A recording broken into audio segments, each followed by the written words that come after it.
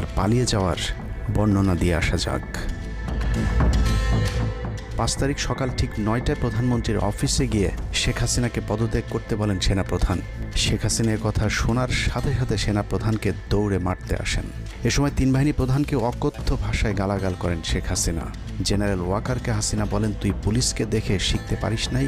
এ সময় বিমান বাহিনী প্রধান সজীব ওয়াজেদ জয়কে ফোন করে তার মাকে বোঝানোর জন্য অনুরোধ করেন। সজীব ওয়াজেদ জয় এটি জানার পর উল্টো আর্মি চিফকে তুই তুকারি করে হুমকি দিতে থাকেন, তোর কোন বাবা তোকে চিফ বানাইছে, তোর বউ ছেলে মেয়ে কে কোথায় আছে সবকিছু দেখে নেওয়া হবে। রাগান্বিত হয়ে এরপরে সজীব ওয়াজেদ জয় লাইভে গিয়ে আবল তাবল বকতে থাকেন। ঠিক আছে, শেখ হাসিনার পর আপনাদের কি হবে সেটা আমারও চিন্তার বিষয় না, আমার পরিবারের আর চিন্তার বিষয় না, আপনারা বুঝবেন। এরই মধ্যে ৯:৩০ বেজে যায়। শেখ হাসিনাকে কোনোভাবে রাজি করাতে না পেরে সেনাপ্রধান হাসিনাকে দুটি বিকল্প দেন, পদত্যাগ অথবা গ্রেফতার। ওদিকে মিরপুরে বসানো সেনাবাহিনীর চেকপোস্টগুলো খুলে দেওয়া হলে বিনা বাধায় গণজোয়ার ঢুকে পড়তে থাকে।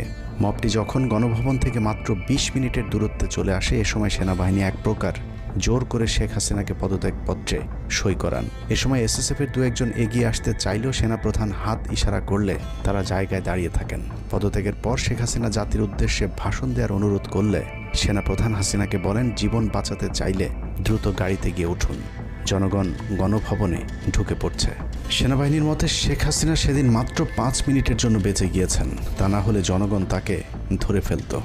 হাসিনাকে গণভবন থেকে উদ্ধার করে বিমানে ভারত পাঠিয়ে দেওয়ার জন্য মোট ৩টি রুট প্ল্যান করা হয়েছিল। প্ল্যান এ, গণভবন থেকে গাড়ি বহরে বিমান বাহিনীর ব্লু স্কাই স্কুলের গেট দিয়ে তেজগাঁও বিমানবন্দরে ঢুকে ঢাকা সেনানিবাসে প্রবেশ এবং তারপর বিএএফ বেস দিয়ে বিমান বাহিনীর রানওয়েতে প্রবেশ। সেখান থেকে বিমান বাহিনীর C-130 যে বিমানে ভারতে উড্ডয়ন। দুর্ভাগ্যজনকভাবে ততক্ষণে বিপ্লবী জনতা শেওড়াপাড়া রাস্তা দিয়ে বিমান বাহিনীর ব্লু স্কাই স্কুলের গেট ক্রস করে আগারগাঁও চৌরাস্তা পর্যন্ত চলে এসেছিল। ওদিক দিয়ে ক্যান্টনমেন্টের জাহাঙ্গীর গেটও ছাত্র জনতার দখলে, তাই গণভবন থেকে গাড়িতে করে ঢাকা সেনানিবাসে ঢোকার সব পথ বন্ধ হয়ে গিয়েছিল, যে কারণে প্ল্যান বি অবলম্বন করতে হয়েছিল হাসিনাকে উদ্ধারকারীদের।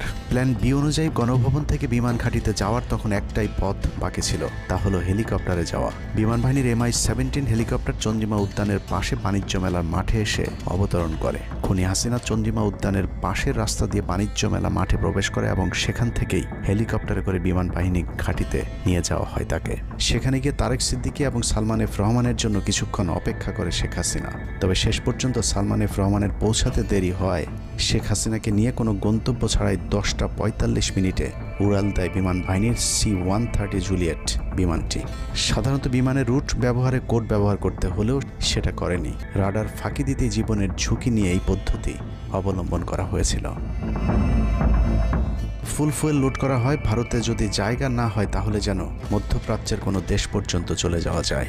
মোট 9 জন পাইলটকে নিয়ে বিমানে ওঠানোর পর কোনো ধরনের নির্দেশনা বা ম্যাপ প্ল্যানিং ছাড়াই পাইলটদেরকে বলা হয় টেক অফ করতে। বিমানটি প্রথমে যশোরের উপর দিয়ে কলকাতায় পৌঁছালে সেনাপ্রধান জাতির উদ্দেশ্যে ভাষণের ঘোষণা দেন, কিন্তু কলকাতায় ল্যান্ডিংয়ের পারমিশন না দিলে সেখান থেকে শেখ হাসিনাকে বহন করা বিমানটি চলে যায় আগরতলায়। আগরতলায় পারমিশন না পেয়ে আবারও দিল্লির দিকে উড়াল দেয়। সেখান থেকে দিল্লি গেলে সেখানেও রিফিউজ করা হয়। দিল্লি বিমানবন্দরে নামতে না দিলে অনিশ্চয়তা দেখা দেয় শেখ হাসিনাকে বহন করা বিমানটির ভারতে অবতরণ নিয়ে। বিমানের একজন পাইলটের বরাত দিয়ে জানা যায়, এভাবে উদ্দেশ্যহীনভাবে দীর্ঘক্ষণ ঘুরতে থাকার পর জরুরি অবতরণের সিদ্ধান্ত নেওয়া হয়। তবে জরুরি অবতরণের ঠিক আগ মুহূর্তে দিল্লির গাজিয়াবাদ এয়ারবেজে নামার অনুমতি পায় C-130 জুলিয়েট, যেখানে অজিত ধাওয়াল তাকে রিসিভ করেন। অবতরণে জটিলতার কারণেই ৫ তারিখ সেনাপ্রধান জাতির উদ্দেশ্যে ভাষণ দিতে বারবার দেরি করছিলেন, কারণ তিনি নিশ্চিত হতে চাচ্ছিলেন শেখ হাসিনা ভারতে অবতরণ করেছেন। তারপরই বাংলাদেশের মানুষ মুক্তি পায় এক ফেরাউনের হাত থেকে। হাসিনা পালিয়ে যাওয়ার সেই খবর পৃথিবীর সবাই জানে, কিন্তু ৩ থেকে ৫ তারিখ পর্যন্ত ক্যান্টনমেন্টে কিছু ঘটনা ঘটেছে, যেই ঘটনা এখনও আমাদের কাছে অজানা। ৩ তারিখ সেনাপ্রধানের ওই ভার্চুয়াল মিটিংয়ের পর মোটামুটি নিশ্চিত হয়ে যায় শেখ হাসিনা অধ্যায় বাংলাদেশে শেষ। শুরু হয় ভারতের প্ল্যান বি বাস্তবায়নের প্রক্রিয়া। ৩ তারিখ রাতে আসিফ নজরুলের সাথে ডিজিএফআই কার্যালয়ের পাশের একটি ভবনে আসিফ নজরুলের ঘনিষ্ঠ বন্ধু major general Hamid, lieutenant general Mujib এবং মেজর জেনারেল ফেরদৌস সেলিমের একটি গোপন বৈঠক হয়, যেখানে ভারতীয় গোয়েন্দা সংস্থার 16 জন কর্মকর্তা উপস্থিত ছিলেন। মূলত ৫ তারিখ শেখ হাসিনা পদত্যাগ করার পর করণীয় নির্ধারণ করতেই ওই বৈঠক অনুষ্ঠিত হয়। দীর্ঘ এই বৈঠক শেষে মোট 3টি বিকল্প নির্ধারণ করা হয়। প্রথমটি জরুরি অবস্থা জারি করে সেনাবাহিনীর হাতে ক্ষমতা দেয়া, দ্বিতীয়টি আসিফ নজরুলকে প্রধান উপদেষ্টা করে একটি অন্তর্বর্তীকালীন সরকার গঠন।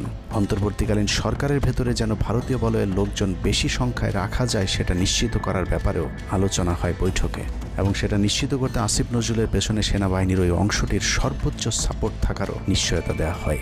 মূলত আসিফ নজরুলকে সামনে রেখে সেনাবাহিনীর মাধ্যমেই দেশ চালানোর পরিকল্পনা করা হয়েছিল 3 তারিখের ওই গোপন বৈঠকে। 4 তারিখ 3 বাহিনী প্রধানের মধ্যে দফায় দফায় বৈঠক চলেছে। সেই বৈঠক থেকে সিদ্ধান্ত হয় 5 তারিখ সকাল 9টার মধ্যে শেখ হাসিনাকে চূড়ান্তভাবে পদত্যাগের বিষয়টি জানিয়ে দেওয়া হবে। এর পরপরই আসিফ নজরুলকে আবারও ক্যান্টনমেন্টে ডেকে আনা হয় এবং শেখ হাসিনার পদত্যাগের পর আওয়ামী নেতা কর্মীদেরকে যতটা সম্ভব নিরাপত্তা দেয়া, বেসরকারি বিভিন্ন প্রতিষ্ঠানগুলোতে যতটা সম্ভব আগের কর্মকর্তাদেরকে রেখে দেয়া এবং বিটিআর হত্যাকাণ্ড নিয়ে কোনো ধরনের পদক্ষেপ না নেওয়ার সহ বেশ কিছু করণীয় ঠিক করে দেওয়া হয়। দীর্ঘ সেই আলোচনার কারণে 4 তারিখ সারা রাত ক্যান্টনমেন্টে অবস্থান করেছেন আসিফ নজরুল। তাৎক্ষণিক আসিফ নজরুলের কাঁধে 2টি দায়িত্ব দেওয়া হয়: আর্মির প্রতি সকলের আস্থা তৈরি করা এবং হাসিনার পদত্যাগের পরপর ছাত্রদেরকে সেনাবাহিনীর নিয়ন্ত্রণে নিয়ে আসা। কথা মতো আসিফ নজরুল 4 তারিখ রাত এবং 5 তারিখ খুব সকালে ক্যান্টনমেন্টে বসে ফেসবুকে তিনি 2টি পোস্ট করেন। পোস্টের প্রথমটি 4 তারিখ রাতে সেনাবাহিনীকে প্যাট্রিয়ট সম্বোধন করে করা হয়, যেন সেনাবাহিনীর প্রতি ছাত্র জনতার আস্থা বেড়ে যায়, এবং পরেরটি সংখ্যালঘুদের বাড়িঘরে হামলা না চালানোর অনুরোধ করে পোস্ট করা হয়। দুপুর 12টার আগে আসিফ নজরুলের করা হিন্দুদেরকে নিয়ে ওই পোস্টে প্রমাণ করে আসিফ নজরুল আগে থেকেই জানতেন কিছুক্ষণ পর আসলে কি ঘটতে যাচ্ছে। আমরা এখন আর্মি চিফের সাথে একটা আলোচনায় আছি। আমি যতটুকু ওনার সাথে কথা বলেছি আমার কাছে মনে হয়েছে, আশা করছি আপনাদের জন্য অনেক বড় সুসংবাদ আসছে। বিজয়ের খবর আগেই জেনে যাওয়াটা সমস্যা না, কিন্তু সমস্যা হলো আসিফ নজরুল সবাইকে আন্দোলনের কেন্দ্রবিন্দু ঢাকা বিশ্ববিদ্যালয়ে যেতে না বলে ক্যান্টনমেন্টের সুখবরের অপেক্ষায় থাকতে বলেন। মূলত আসিফ নজরুলের ওই ফাঁদে পা দিয়ে ছাত্র জনতার জুলাই আগস্ট বিপ্লবের বিজয় হাতছাড়া হয়ে গিয়েছিল। ছাত্র নেতাদের সরলতাকে কাজে লাগিয়ে আসিফ নজরুল নাহিদ আসিফদেরকে সেনাপ্রধানের কাছে আসতে বলেন। নাহিদ, আসিফ, মাহফুজরা সেনাপ্রধানের কাছে যাবার আগে আসিফ নজরুলের প্রধান উপদেষ্টা হবার বিষয়টি চূড়ান্ত হয়ে যায়। সমন্বয়কেরা পৌঁছানোর পর সেনাপ্রধান তাদেরকে জানায় আসিফ নজরুল হচ্ছেন প্রধান উপদেষ্টা, কিন্তু ছাত্ররা ডক্টর মোহাম্মদ ইউনূসকে প্রধান উপদেষ্টা বানানোর দাবি করলে আসিফ নজরুল তাদেরকে জানায় ডক্টর ইউনূস প্রধান উপদেষ্টা হতে রাজি না। কিন্তু ছাত্র নেতাদের সাথে ইউনূসের আগে থেকে যোগাযোগ ছিল, যে কারণেই সেনাপ্রধানকে ছাত্ররা জানায় আমরা ডক্টর ইউনূসের সাথে একান্তে কথা বলতে চাই। ছাত্ররা ডক্টর ইউনূসকে ফোন করলে তিনি জানান প্রধান উপদেষ্টা হতে চান না সেনাবাহিনী কিংবা আসিফ নজরুলের কাছে তার এরকম কোনো বার্তা তিনি দেননি। এরপর ছাত্র নেতাদের দাবির মুখে ইউনূসকে প্রধান উপদেষ্টা বানাতে বাধ্য হয় সেনাবাহিনী।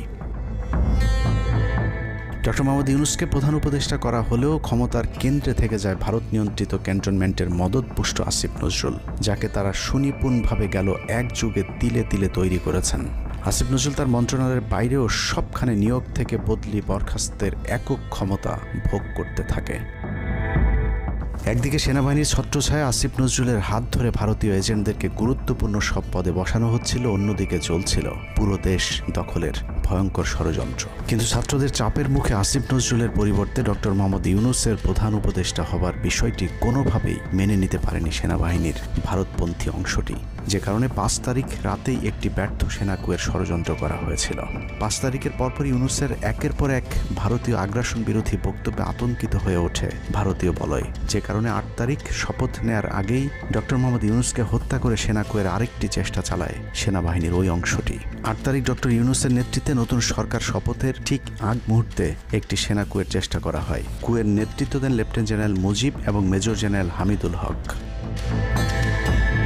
কিন্তু পশ্চিমা একটি গোয়েন্দা সংস্থা বিষয়টি দ্রুত সেনাপ্রধানকে জানালে জেনারেল ওয়াকার তাদের পরিকল্পনা ভণ্ডুল করে দেয়। সেনাপ্রধান তাৎক্ষণিকভাবে লেফটেন্যান্ট জেনারেল শামীমকে পিএসও এএফটি থেকে সিজিএস হিসেবে নিয়োগ দেন এবং মুজিবকে কিউএমজি থেকে আটডগে বদলি করেন, যদিও 8 তারিখ রাত থেকেই মুজিব পলাতক রয়েছেন। এরপর 12 সেপ্টেম্বর তাকে সেনাবাহিনী থেকে বরখাস্ত করা হয়। একই দিনে লেফটেন্যান্ট জেনারেল হামিদুলকে স্বেচ্ছায় অবসরে পাঠানো হয়। এনডিসি থেকে মেজর জেনারেল সাইফুলকে মিনিস্ট্রি অফ ফরেন অ্যাফেয়ার্স এবং চিফ অফ জেনারেল স্টাফ শাহিনকে এনডিসিতে পাঠানো হয়। কয়েকজনের ব্যাপারে পদক্ষেপ নেওয়াটা যেমন স্বস্তির, তেমনি ষড়যন্ত্রকারীদেরকে যেখানে বদলি করা হয়েছে তাদের প্রতিটি পদই অত্যন্ত গুরুত্বপূর্ণ, যা বর্তমান সরকার এবং দেশের স্থিতিশীলতার জন্য চরম বিপজ্জনক। কতটা বিপজ্জনক সেটা জানতে চলুন শুরুতেই যে প্রলয়ঙ্কারী ঝড়ের কথা বলেছিলাম সেখানে ফিরে যাওয়া যাক। ভারতীয় গোয়েন্দা সংস্থা 5 তারিখের পর থেকে দেশে নানাভাবে একটা সাম্প্রদায়িক দাঙ্গা বাঁধানোর চেষ্টা চালিয়ে যাচ্ছেন, যেটাকে কেন্দ্র করে বাংলাদেশে একটা সামরিক অভিযান চালানো যায়। এই দাঙ্গা বাঁধাতে ভারতীয় গোয়েন্দারা আওয়ামী লীগ, হিন্দু এবং ইসকনকে কিভাবে ব্যবহার করছে সেই পরিকল্পনার ছক এখন বাংলাদেশি গোয়েন্দাদের হাতে। একটি গোয়েন্দা সংস্থা থেকে যেসব তথ্য আমার কাছে পৌঁছেছে তা রীতিমতো এই দেশের অস্তিত্বের জন্য হুমকি স্বরূপ। আওয়ামী লীগ, হিন্দু আর ভারতের এই চক্রান্ত যদি সঠিকভাবে মোকাবেলা করা না যায় তাহলে অচিরেই বাংলাদেশের অবস্থা হবে হায়দ্রাবাদের মতো। দেশকে নিয়ে ভয়ঙ্কর এই চক্রান্তে জড়িত আওয়ামী লীগ, সনাতনী এবং ইসকনের অন্তত 40টি হোয়াটসঅ্যাপ গ্রুপ এবং জুম মিটিংয়ের ভিডিও হাতে পেয়েছে গোয়েন্দারা। গোয়েন্দাদের কাছে প্রাপ্ত এসব তথ্যে যা উঠে এসেছে তা আটকে ওঠার মতো।